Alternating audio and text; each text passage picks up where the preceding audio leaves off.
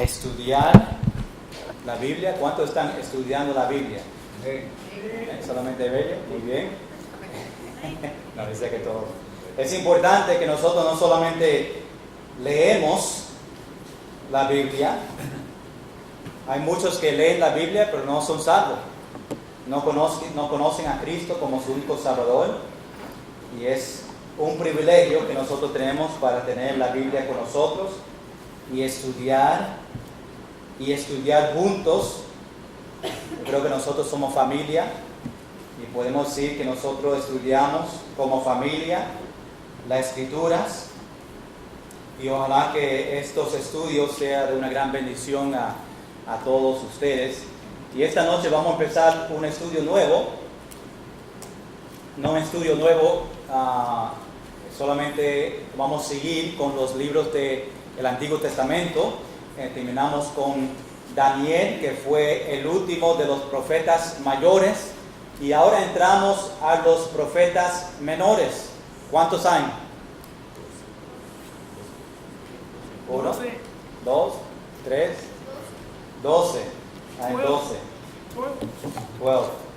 Hay 12 libros de las profetas menores, y nosotros vamos a empezar porque quiero pasar unos cuantos semanas en este libro de Oseas. Entonces vamos juntos a Oseas, capítulo 1, el libro de Oseas. Si no saben dónde está después del libro de Daniel, antes de Mateo,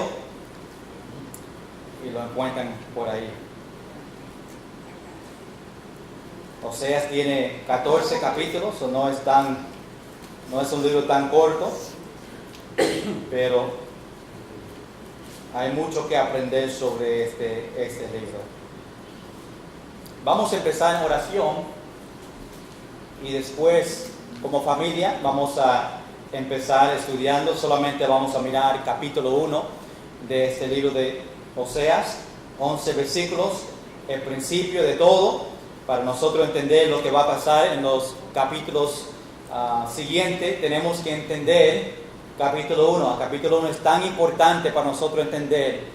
Es imposible a veces empezar en el medio. No puede empezar este libro en capítulo 5 y esperar que va a entender el libro de Oseas.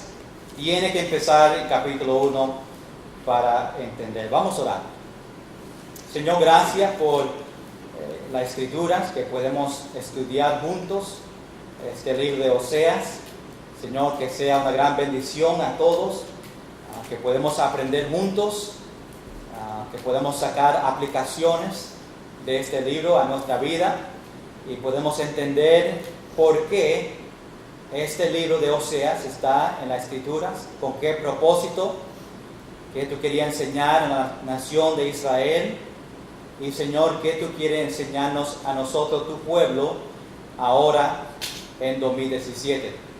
Señor, ayúdanos a abrir nuestras mentes y corazón a lo que tú tienes para nosotros, en el nombre de Jesús. Amén. Oseas, el título de este mensaje, y probablemente voy a usarlo por todos los mensajes que vamos a predicar sobre este libro, es un Dios fiel para un pueblo infiel. Cuando nosotros empezamos a leer capítulo 1 hasta el final, nosotros vamos a ver esta frase durante todos los capítulos en este libro. Un Dios fiel, porque sabemos que Dios es fiel siempre. Amén. Dios es fiel en tu vida. Dios siempre ha sido fiel a los judíos, a la nación de Israel, aunque ellos obviamente no fueron fieles a Él. Y por eso nosotros vemos un Dios fiel para un pueblo. Aquí pueblo está hablando del pueblo de Israel, pero también yo creo que nosotros podemos aplicar eso a nosotros. Un Dios fiel para un pueblo, una iglesia infiel. Y vamos a ver las dos áreas. Yo estoy agradecido que Dios es fiel, aunque la iglesia a veces son infiel en algunas áreas. Nosotros no somos una iglesia perfecta, que significa que nosotros no somos fieles en todas áreas del servicio en la iglesia. No somos una iglesia perfecta.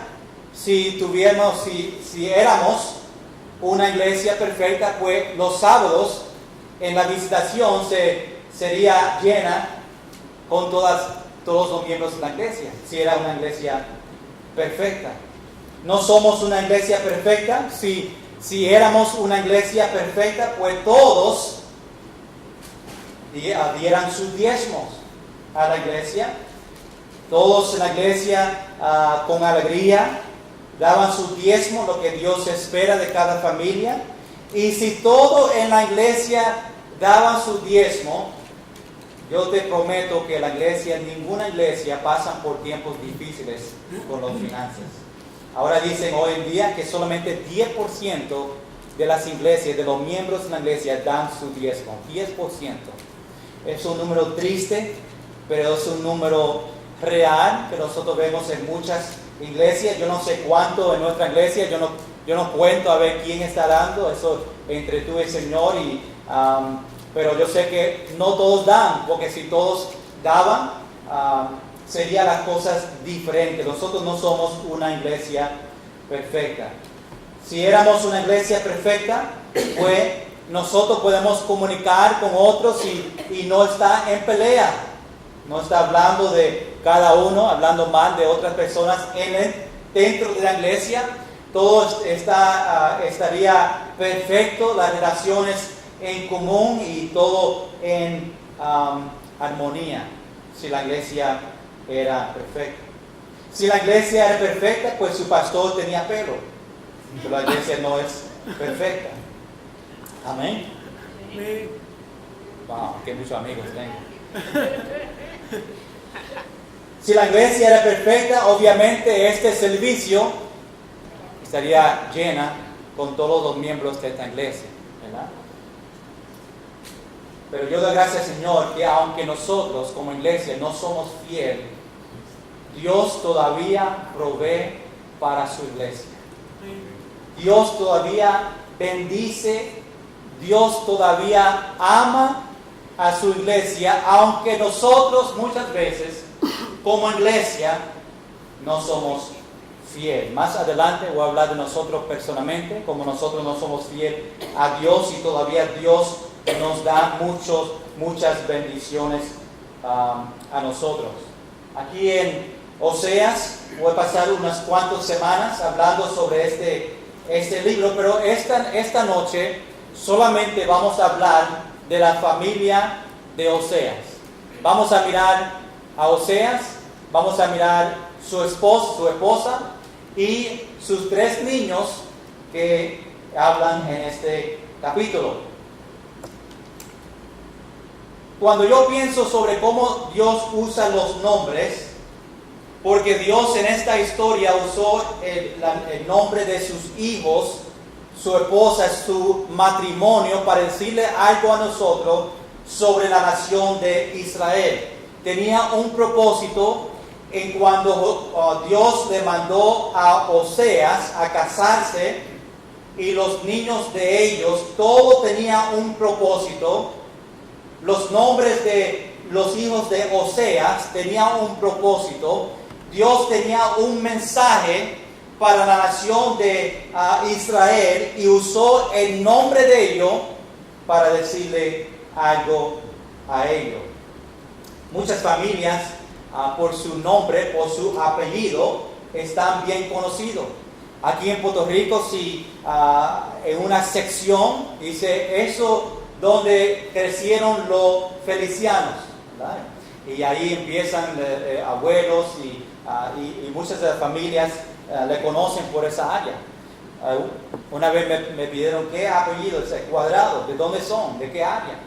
Porque el apellido, con tu apellido puedes encontrar dónde salió su familia. Y por eso digo, ¿qué historia tú quieres que tu familia tenga de ti?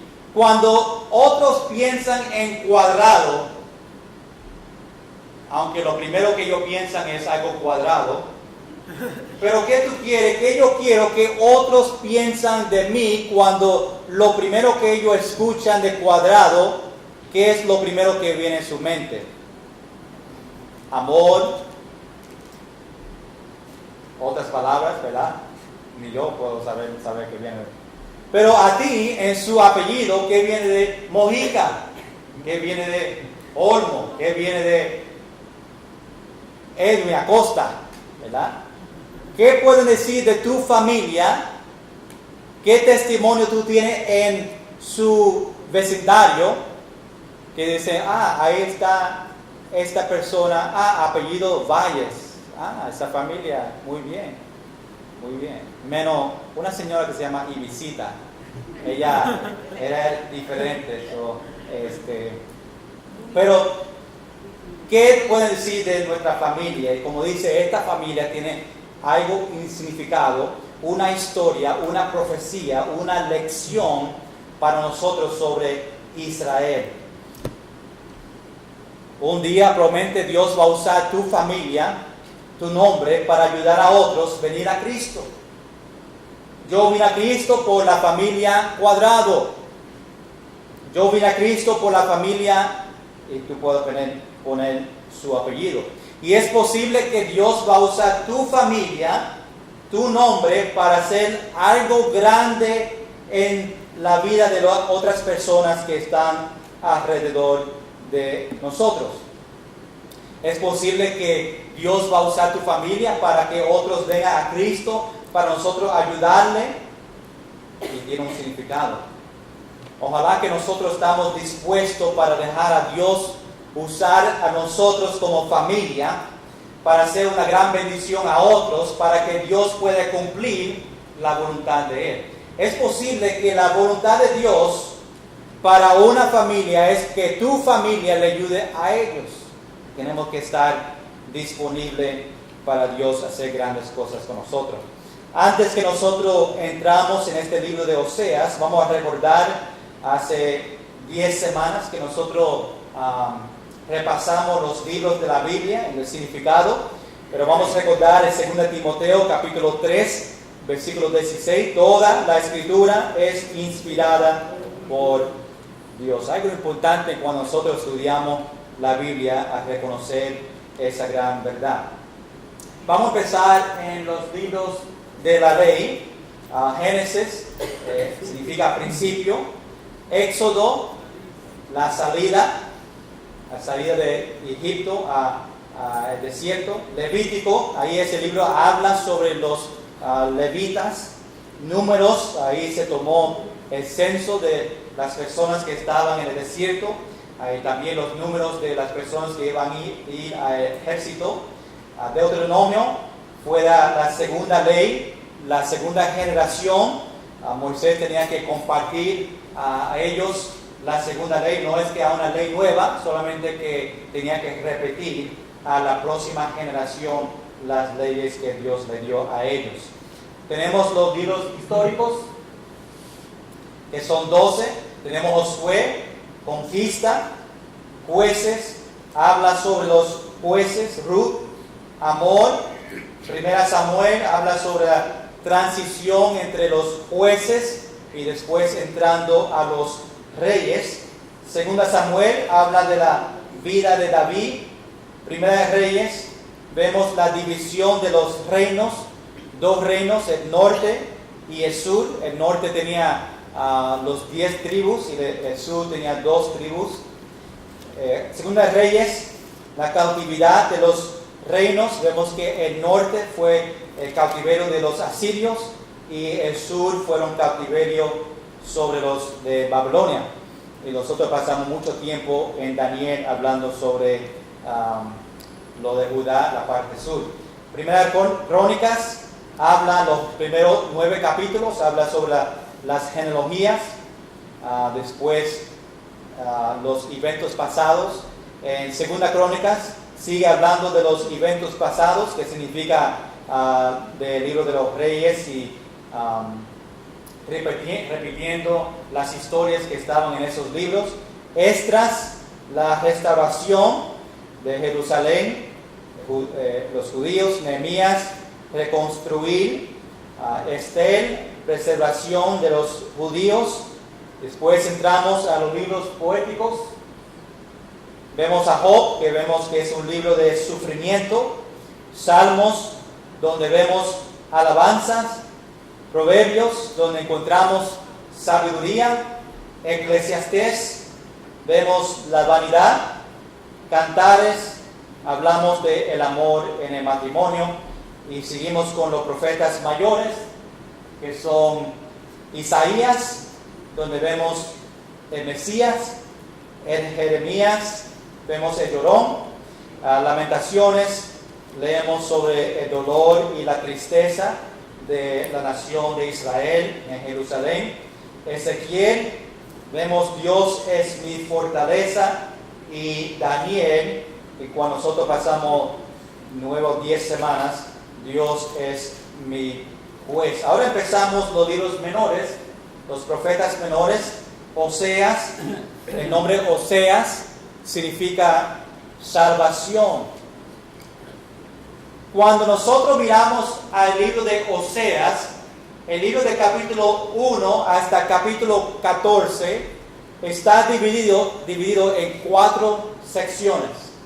Y es importante para entender este libro a ver esas 4 secciones. Y te quiero compartir esos 4 contigo para que puedan ver antes que nosotros estudiamos los capítulos que nosotros vamos a ver.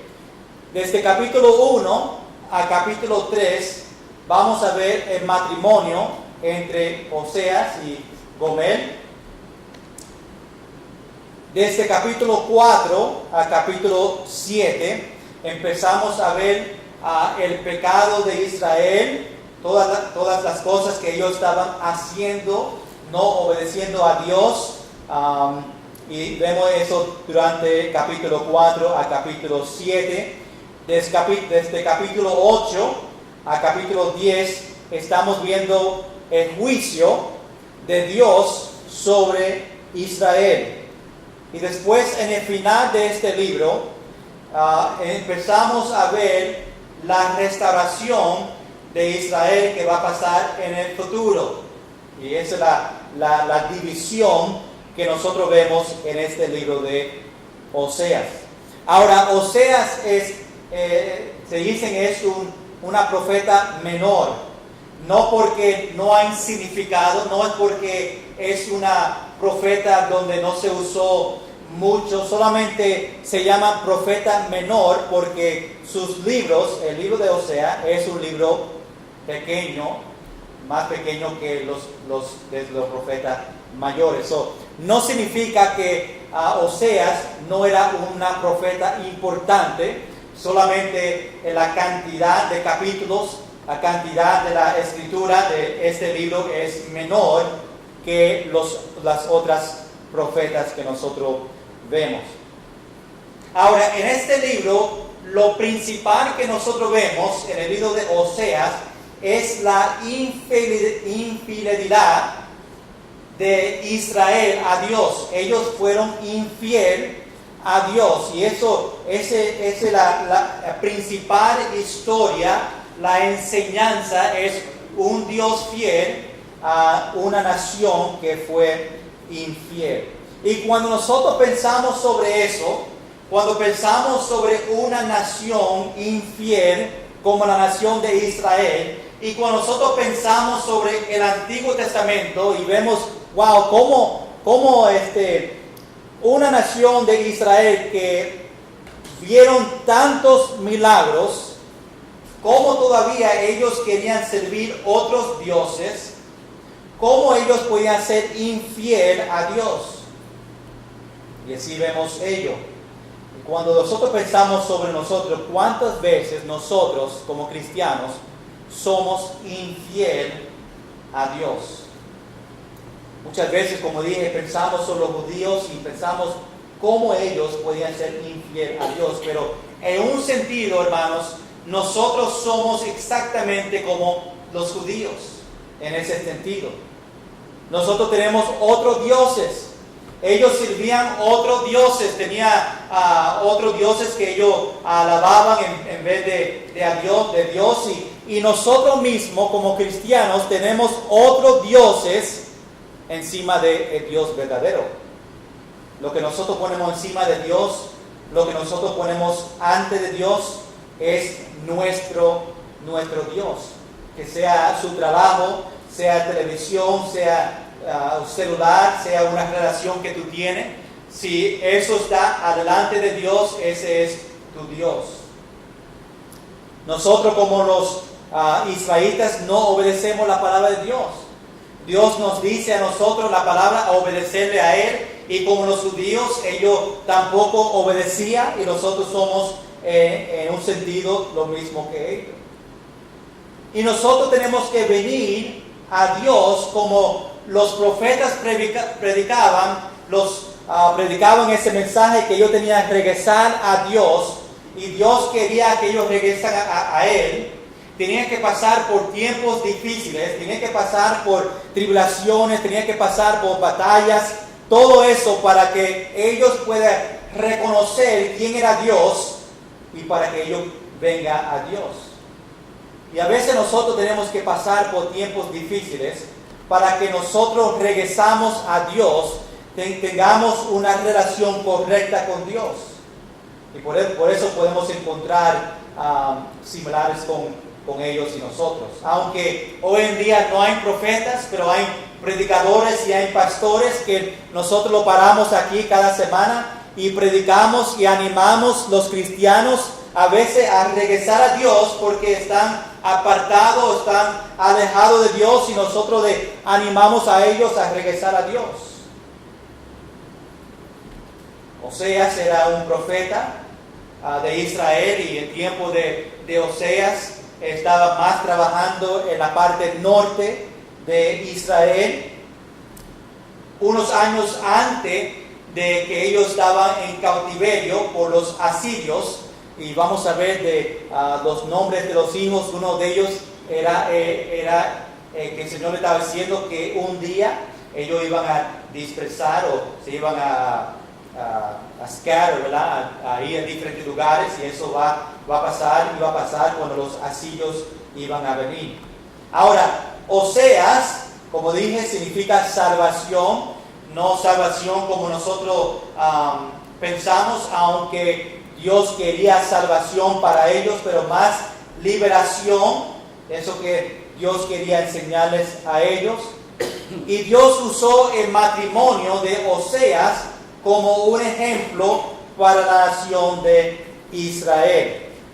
Obviamente la esposa de Oseas, que fue Gomer, ella representaba a Israel. Y Oseas representaba a Dios. Y vemos esta relación en esposa y esposo, y la relación entre Dios y la nación de Israel. Interesante, y vamos a ver algunos versículos, pero Dios le dijo a Oseas a casarse con una fornicadora, ¿verdad? Y vamos a ver eso un poquito en capítulo 1. Oseas, su esposa, ella fue infiel a él y fue vendido a esclavitud, y Oseas tenía que comprarla otra vez, y tenía 3 niños, y todo esto vamos a verlo en los versículos en capítulo 1. Y sabemos que Oseas estaba bien triste, bien doloroso sobre la esposa de él y como ella era infiel a Oseas. Y en el mismo sentido, Dios estaba triste, Dios estaba molesto, o estaba más triste en su corazón por Israel, que ellos estaban infiel a él. Obviamente este libro cubre 60 años de capítulo 1 a capítulo 14. Al mismo tiempo, Isaías y Miqueas fueron profetas en la parte norte o parte sur de Israel, lo que Oseas estaba arriba en el norte. El propósito de este libro es aprendiendo del amor de Dios a una nación que fue infiel a Dios. Y este es el mismo tema que nosotros vemos a eso. A ver, recordamos que Romanos capítulo 5, versículo 8 dice: mas Dios muestra su amor para con nosotros en que siendo aún pecadores, nosotros, aunque somos pecadores, aunque nosotros fallamos, aunque nosotros somos infiel a Dios, este versículo dice: Cristo murió por nosotros. Gloria a Dios por eso. A veces nosotros hacemos cosas que no honran a Dios. Ahora en su mente tú puedes pensar, tú estás haciendo algo ahora, estás practicando algo ahora en su vida que no está agradando a Dios.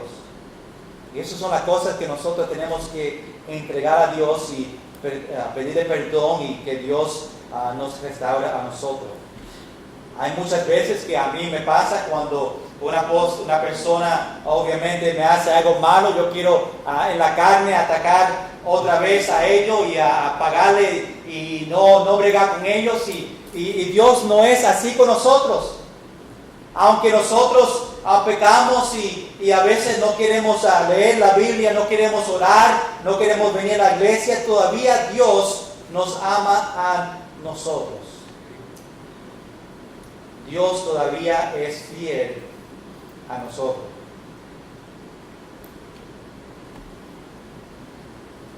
Dios a veces está triste, como dije, cuando nosotros cristianos somos infieles,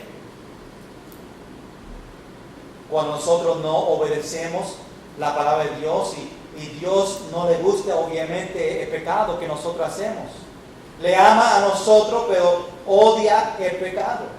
Y nosotros debemos de practicar lo mismo, debemos de odiar el pecado que nosotros practicamos. Es como un hijo.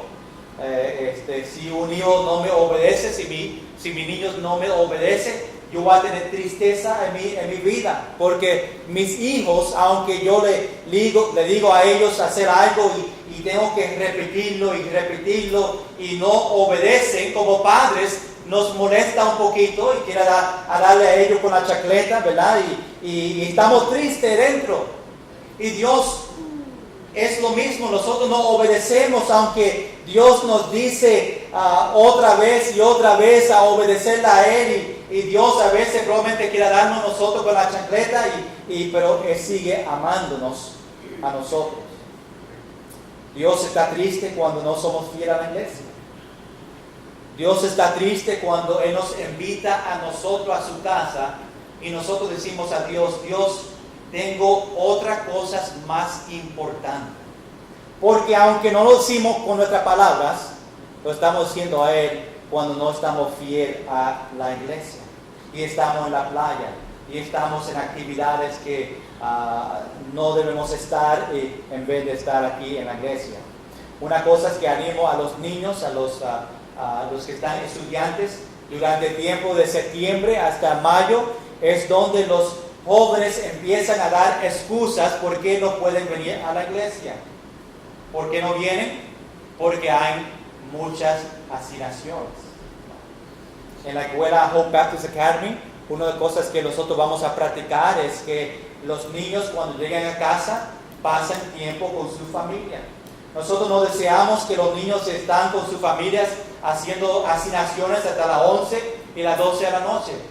Queremos que ellos pasen tiempo con sus familias, y por eso van a hacer sus asignaciones en la casa o en la escuela, y la asignación que ellos van a llevar no va a ser nada grande, solamente estudiando y con el propósito de pasar tiempo con su familia. Ángel, yo espero que tú pases más tiempo con tu mamá este año. Mi mamá, si no pasa tiempo, quiero saber, pues después le voy a dar muchas asignaciones. ¿Quién más? Los míos, los otros no están aquí en la iglesia, pero Dios está triste cuando nosotros no venimos fiel a la iglesia. Dios está triste cuando nosotros nos damos el diezmo, lo que Dios nos pide a nosotros. Dios está triste cuando nos damos a misiones. El corazón de Cristo es misiones. cuando nosotros no participamos en promesa de fe, yo sé que Dios está triste sobre eso. Dios está triste cuando tenemos conversaciones que no le agrada a Él. Cuando empezamos a hablar de otros a otras personas, cosas que no es verdad, y eso no le agrada a Dios. Dios está triste cuando en el matrimonio hay pelea y los que están en el matrimonio ni se hablan, ni duermen en el mismo cuarto, y hay una separación en su matrimonio, y Dios tampoco está contento con eso. Hay cosas que nosotros hacemos que Dios está triste, como la nación de Israel. Obviamente Dios quiere que nosotros entendamos que Él no puede tolerar el pecado, y nosotros debemos en ese mismo sentido no tolerar el pecado. Yo dudo que Dios va a decir a nosotros: está bien, tú puedes pecar, yo te amo, y si quieres hacer un pecado, no te preocupes, ¿verdad? Yo dudo que va a hacer eso. Aunque le ama, Dios no puede tolerar el pecado. Recuerda el versículo, el Salmo capítulo 5, versículo 4, donde dice: porque tú no eres un Dios que se complace en la maldad, el malo no habitará junto a Cristo, a Dios, a ti, en ese pasaje. Dios no puede tolerar el pecado, porque Dios es santo. Amén. Vamos al capítulo 1 de Oseas. En este capítulo obviamente estamos aprendiendo de la familia de Oseas, y vemos algo importante en versículo 1. Mira el capítulo 1, Oseas capítulo 1, versículo 1. Empieza el versículo diciendo: palabra de Jehová que vino a Oseas. Oseas fue un profeta de Dios, y las palabras que él habló vino de Dios. Son realmente palabras de Dios. Por eso dice: palabra de Jehová que vino a Oseas. Después da otro versículo en 2 Pedro capítulo 1, versículo 21, donde dice: porque nunca la profecía fue traída por voluntad humana, sino que los santos hombres de Dios, Oseas, hablaron siendo inspirados por ¿quién? El Espíritu Santo. Por eso, versículo 1, palabra de Jehová que vino a Oseas por medio del Espíritu Santo. Dios le habló a él para nosotros tener este libro.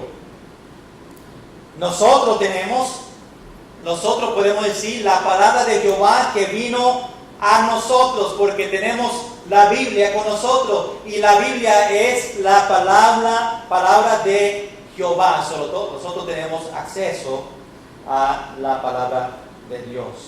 Vemos en versículo 1 que dice: palabra de Jehová que vino a Oseas, hijo de Beri.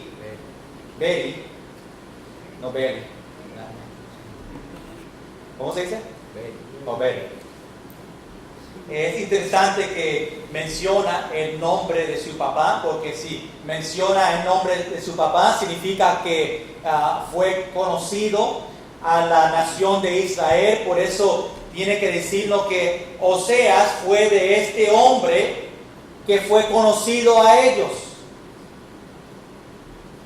Versículo 2 nos dice lo primero que Dios le mandó a Oseas. Mira lo que dice en versículo 2.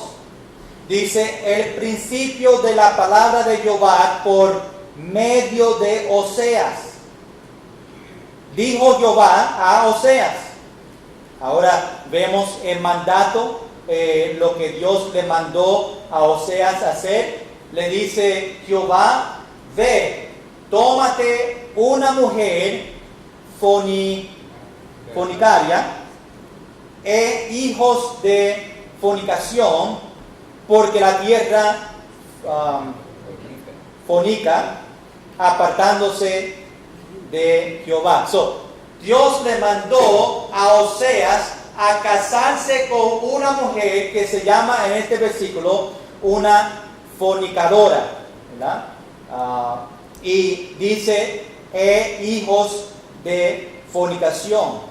Es una mujer que tiene una relación sexual con otro hombre o hombres en esta situación que antes de casarse. Vemos también en un sentido, ella también servía a otros dioses, servía a otro dios y estaba infiel a Dios también, no solamente con su esposo, pero a Dios.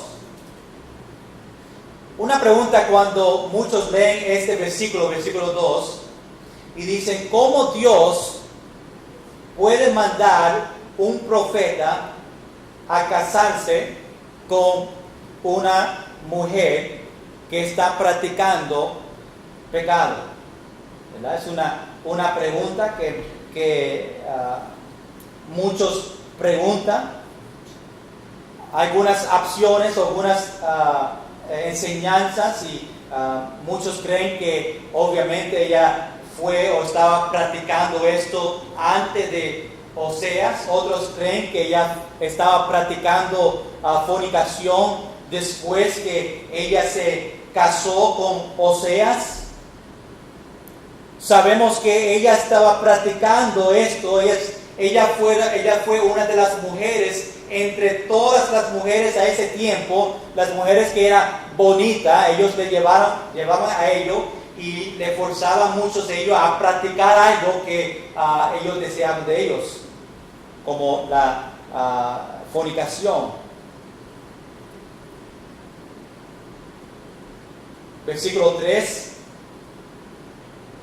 dice que Oseas obedeció a Dios y se casó con ella. Por eso yo creo que cuando Dios le mandó a Oseas a casarse con ella, ya ella estaba practicando fornicación. Porque le dice a ella en versículo 2, tómate una mujer, ya que ella está practicando esto. Versículo 3 dice que él obedeció y se casó con ella. Después dice el versículo 3 que concibió y le dio a luz a un hijo. Interesante que cuando nosotros leemos en los 3 hijos, 2 hijos y una hija que ellos tuvieron, nunca, y en las palabras yo no veo, no sé si ustedes ven, pero yo no veo en estos versículos que dice que estos hijos eran de Oseas. Por ejemplo, versículo 3 dice, la cual concibió y le dio a luz un hijo. No dice a mí, no veo que está diciendo que ese hijo era de Oseas. Es posible que pueda pensar diferente, pero yo creo que es posible que los hijos que ella tuvo, y la otra razón en cual yo digo eso, es porque versículo 2, donde dice, ve, tómate una mujer fornicaria, y dice, hijos de fornicación, que significa que ella tuvo estos hijos practicando la fornicación. Por eso yo pienso que estos hijos que ella tuvo, es posible que no fueron los hijos de Oseas. Eso es algo pequeño. Lo más importante es la historia, el significado de los nombres de estos hijos que ellos tenían. Versículo 4 dice, el nombre de primero dice, y le dijo Jehová, ponle por nombre Jezreel, que significa, ese nombre significa dispersar. Eso es para que ellos todos vayan a otro lugar. Eso es el significado de Jezreel. Yo sé que lo va a decir mal como 50 veces. Ahora, ¿qué significa, qué Dios nos quiera decir a nosotros sobre ese nombre? Si ese nombre Jezreel significa dispersar. ¿Cómo eso cabe en la nación de Israel? Pues algo que va a pasar con ellos, la razón que él tenía ese nombre es porque en el futuro, cuando los asirios vengan y le llevan a ellos en cautiverio, ellos como nación, como judíos, se van a dispersar, se van a ir a diferentes lugares. Y Dios, por el nombre de este hijo, el primer que ellos tuvieron, que menciona aquí, es que Dios le está diciendo, la nación de Israel, todos ellos se van a dispersar, se van a ir a otros lugares, no se van a quedar en el norte, van a ir a Asirio. Y ese es el significado del primer nombre. Versículo 5 nos dice un poquito también el nombre Jezreel es un nombre de un lugar en el cual tiene mucho significado en el futuro. El versículo 6 dice, concibió ella otra vez y dio a luz una hija. Y le dijo Dios a Oseas, ponle por nombre Lo-Ruhama, no compadecida, porque no me compadeceré más de la casa de Israel, sino que los quitaré de todo.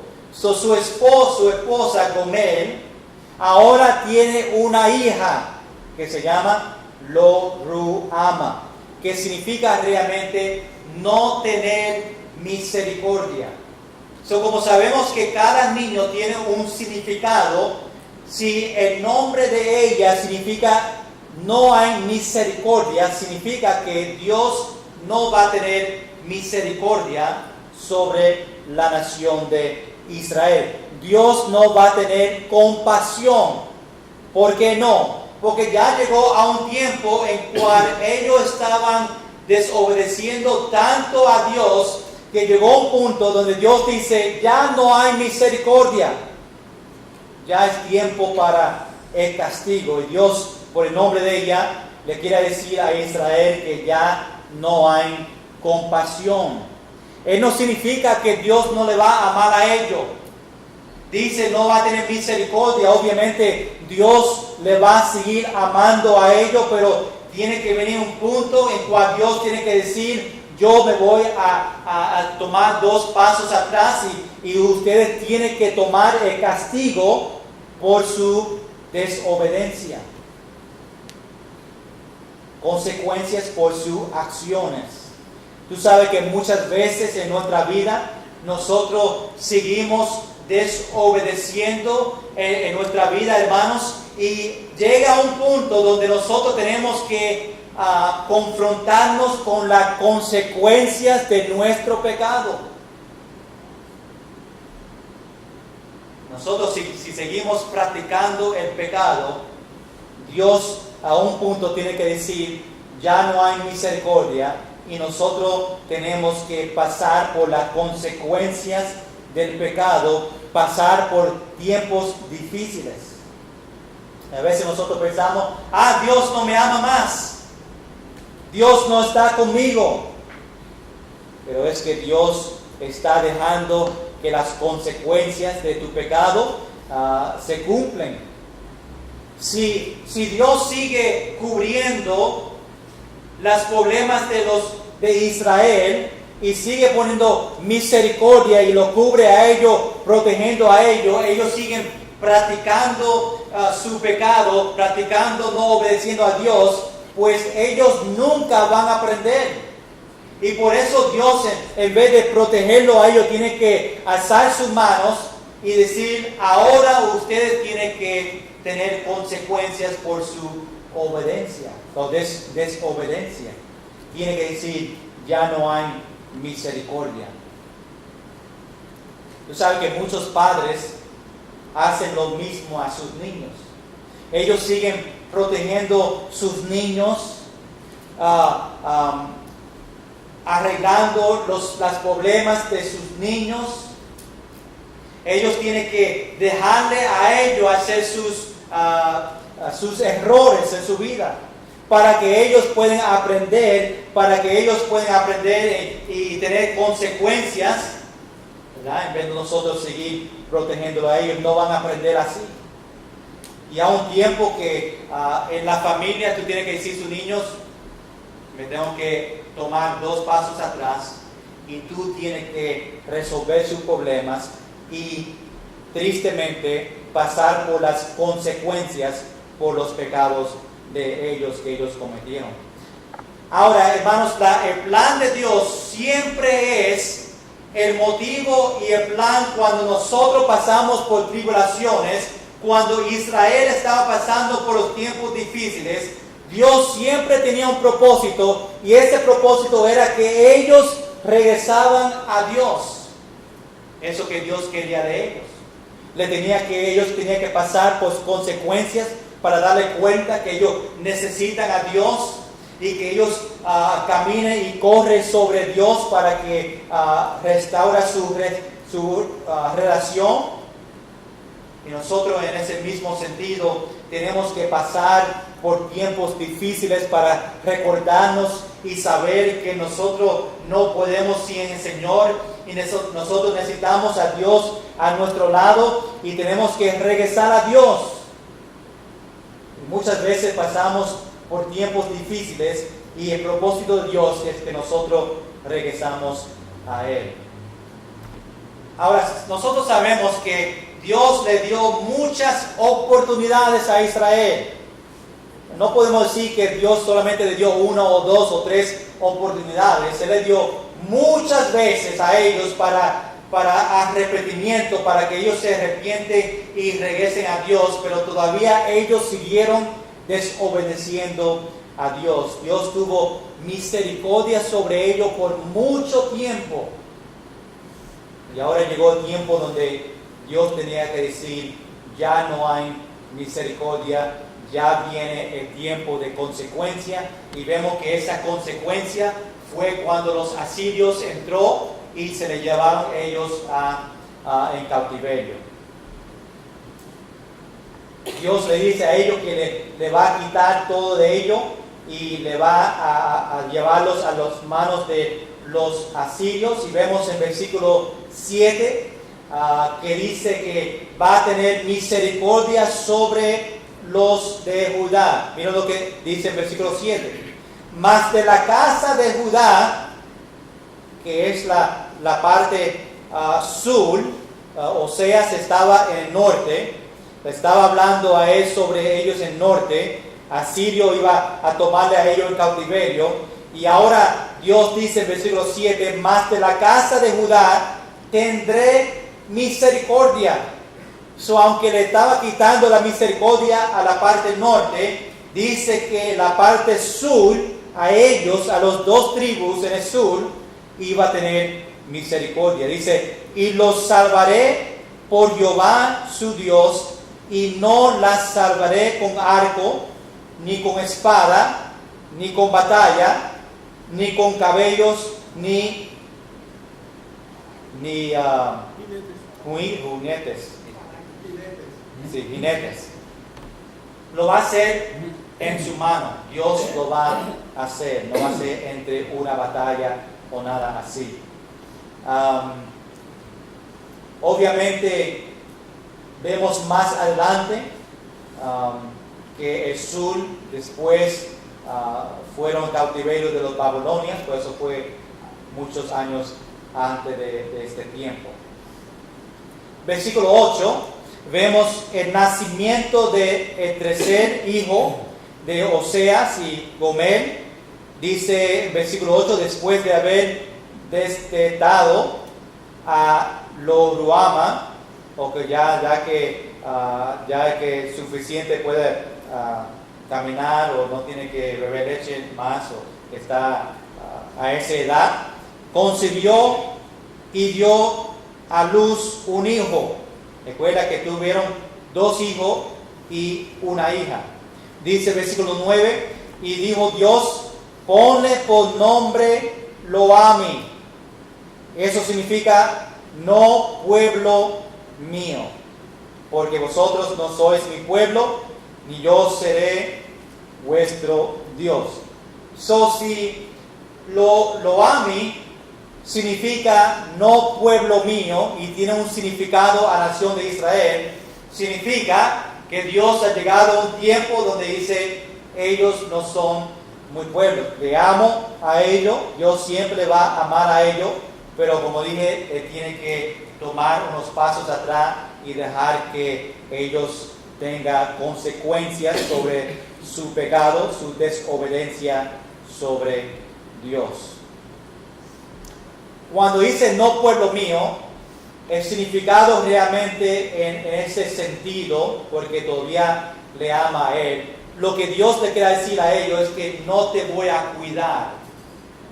Ya de yo cuidándote como pueblo, no voy a tener misericordia, ¿verdad? Ese fue el nombre del segundo. No voy a tener misericordia ni te voy a cuidar a ustedes. Cuando llegamos al versículo 10, nos empieza a hablar, dice, con todo será el número de los hijos de Israel como la arena del mar. Esta nación va a crecer a un número que obviamente no se puede contar, dice como la arena del mar. No sé si tú un día te llevaste una mano llena de arena y empezaste a contar uno a uno, va a coger mucho tiempo. Dice que no se puede medir ni contar eso que grande va a ser la nación de Israel.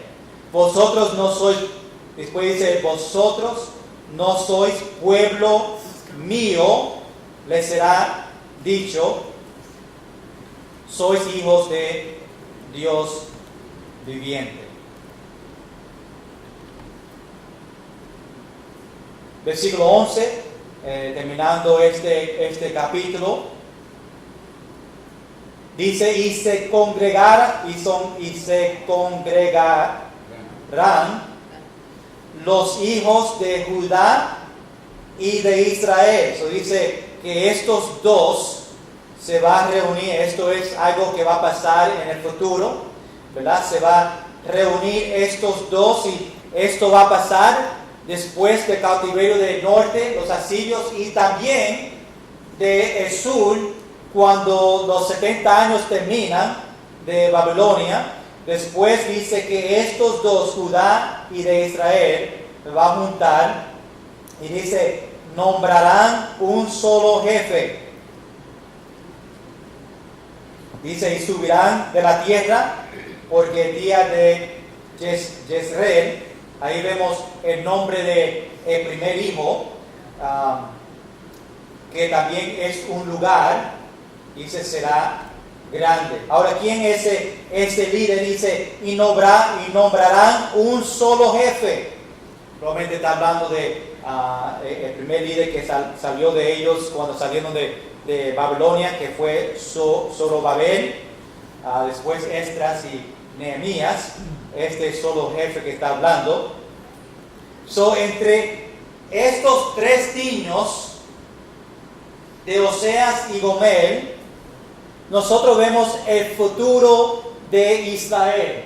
Vamos a repasar qué es el futuro de Israel para nosotros entender capítulo 1. Aquí tenemos Oseas, tenemos su esposa Gomer, tenemos los tres niños, 2 niños y una niña, y Dios quiere enseñarnos a nosotros el futuro de la nación de Israel por los nombres de estos niños. No solamente que su esposa fue infiel y la nación de Israel iban a ser infiel a Dios, iban a servir otros dioses. Vemos el significado de su esposa y ahora vemos el significado de sus 3 hijos, o 2 hijos y una niña. Primeramente, la nación de Israel se va a dispersar. Asirio va a venir y se va a llevar a todos. Ellos van a estar, no va a estar en el norte de Israel.